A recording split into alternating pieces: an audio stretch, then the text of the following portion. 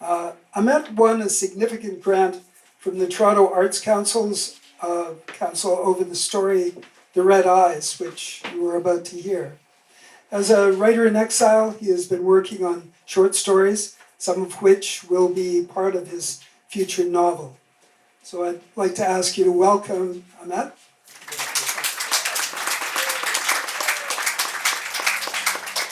First of all, I would like to thank Hannah personally and Anali for encouraging me to be here. Normally I stop writing and reading, for many reasons. But this event just encouraged me to, follow my path.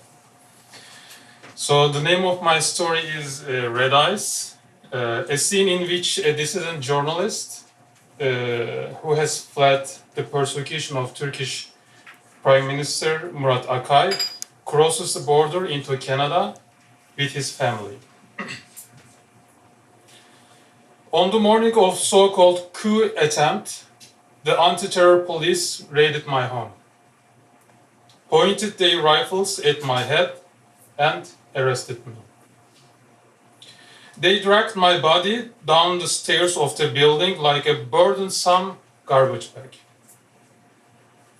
Indeed, their dragging me to the lowest floor of my building was a depiction of the fall of my life from that of a solid and recognized TV journalist to that of suddenly being seen as a terrorist one night. I became very quickly a fugitive, escaping from one country to the next, with 2 little kids and a wife. After a torturous interrogation, the police put me in a custody room which was already filled with 22 other people. We could not sit down as there was no space to sit. Everybody had to stand up. We were all beaten by the police, and the custody room smelled like a filthy public toilet you have ever seen in your life. We were not allowed to use the modern washrooms, which I had covered in my early stories. Hey you, famous bastard, hey journal, he was addressing me. We have a special order for you. For the last 3 years, you have broadcast fake news against our whole state. You lowered the holiness of our state in the eyes of the public. You said our president, who visited Mecca several times, who performs Salah 5 times a day, who helps the poor people of the Muslim world, you said he's a thief and corrupt. 2 years later, in a taxi, I woke up from this nightmare. I felt the taxi veer into a deep rut in the road, and the movement interrupted my sleep. After an exhausting 6-hour Uber ride from New York City, we arrived at the Canadian border. It was 6 a.m. The driver turned off the engine of the car, turned to me and repeated all the advice he had given us along the way. Even this early hour, not only I, but my wife Nur and our daughters Inci Bahar and İpek Pınar were listening to the driver's suggestions as if we were university students and he was a professor.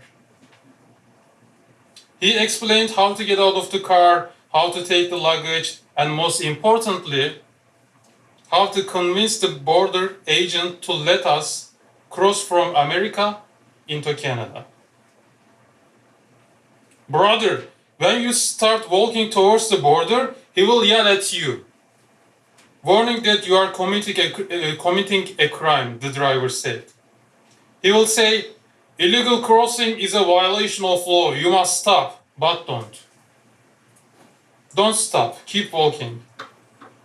At the very first confrontation, show your confidence. You are a journalist. They have to let you in. First, speak like a journalist. But do not rush to cross the border. He will try to stop you and somehow change your mind. This is his job, man. That is why they pay him. The driver continued. Respond to his reaction with your confidence. Once you do so, he will start threatening you, saying that he will arrest you and your family if you cross the border. In that case, play your second card. Act like an actor. Seem desperate. Tell him that you have nowhere to go, but only Canada. Okay? Do not change your mind and never touch him. This is so important. Don't engage. Never ever. Remember, he is allowed to shoot you.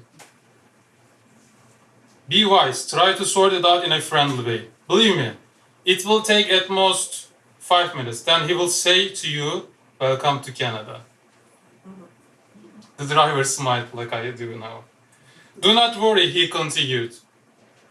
This is what I do at least 10 times a week. Never turn back, no stepping back. Got it? You feel okay now? I was quiet as the morning, planning to use my last energy to convince the agent who was already observing us from the other side of the little bridge, which reminded me of the Sirat bridge depicted in the Quran. While the driver was ending his quick lecture, I gazed at his lips surrounded by his unevenly shaved beard. His beard was messed up by the roasted sesame seeds of the bun he had probably gnawed on during his breakfast in the morning. My sleepless eyes felt punished by his morning diet. Yet I did not have time to mull over such terrible things, because it was time to take action to save my family's life.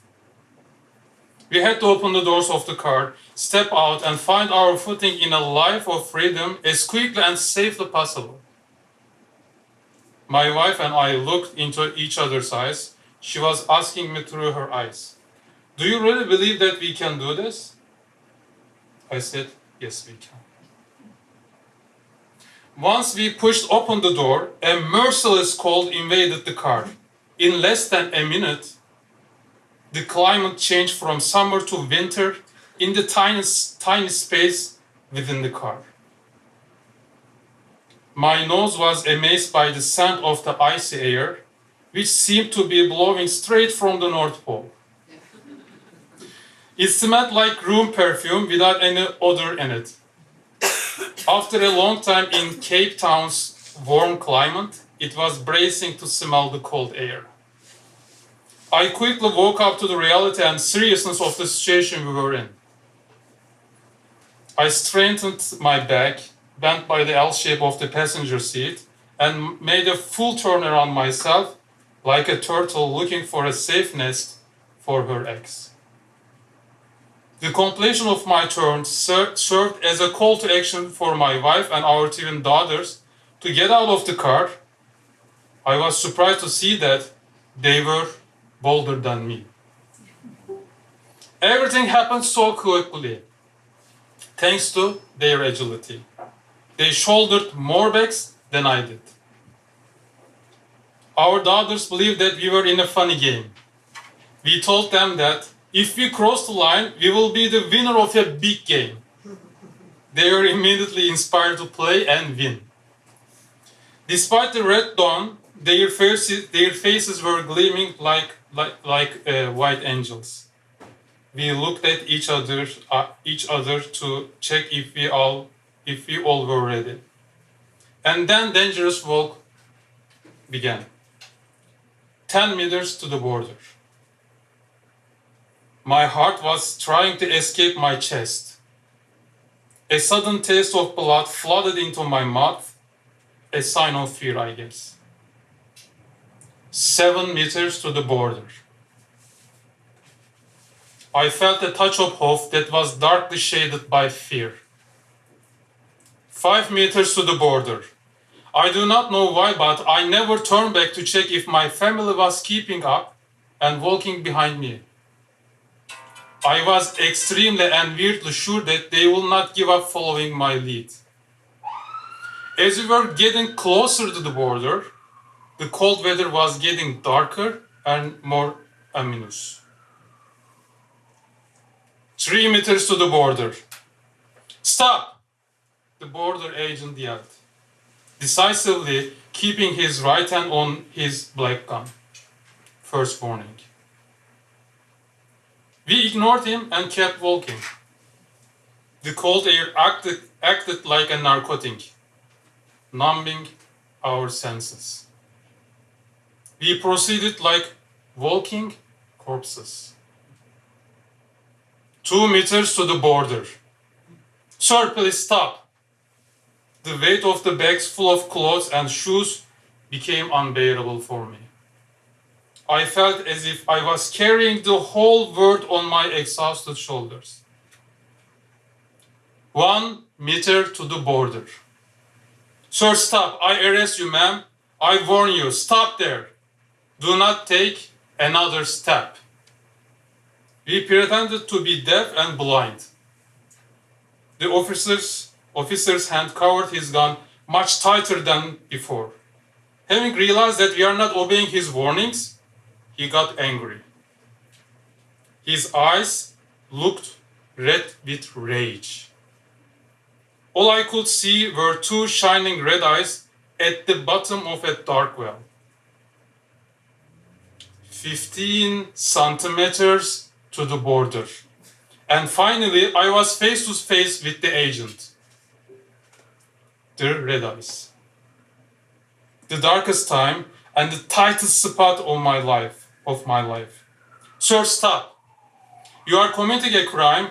Go back, otherwise I will arrest you. Now, go back. A deep silence. 2 red eyes against 4 brown and 4 black ones. All of nature, trees, leaves, squirrels, birds, the soil, and even the cold, all immobilized, waiting to hear my answer. Please arrest me. If you don't, the dictator of my country will do so. I'm a journalist. I have nowhere to go. Please arrest me. If you don't, the dictator will arrest me. I'm a journalist. The red eyes closed, leading to a solid and utmost darkness again, even darker than black. Not only the colors, but also the smell of the cold abandoned us. Our destiny was in the agent's hands. Infinite darkness or eternal light. He was the only decider. The sun was dead. The entire world was buried in black. Our ears strained, waiting for his answer. He put both his hands on his gun. Then suddenly, his unearthly and kind voice blazed through the silence of our burning curiosity. Welcome to Canada, sir. Let me help you with your bags. Red eyes reopened, lighting up the earth with immense brightness, compassion, and humanity. The sun was reborn. I turned back, looked at the nervous eyes of my daughters, and exclaimed, "We won the games, girls! We won!" Thank you.